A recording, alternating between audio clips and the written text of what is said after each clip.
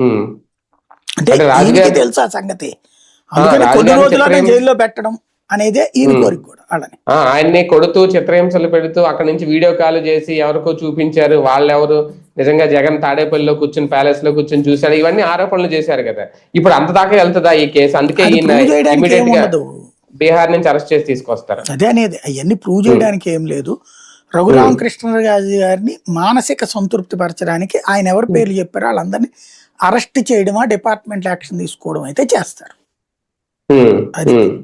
అంటే సునీల్ నాయక్ అరెస్ట్ తో ఈ కేసు అంతగా ముందుకెళ్లేది అయితే ఏమి ఉండదేమో. లేదు లేదు, ఆ తర్వాత సునీల్ కుమార్ కూడా అరెస్ట్ చేస్తారు, చేయించాలనేది ఇలా కోరిక. అది ఉహు, ఉహు, ఉమ్. ఆయన సిఐడి చీఫ్ గా ఉమ్. చేశారు అప్పుడు సునీల్ గారు, ఆయన ఆయన అరెస్ట్ చేస్తారు.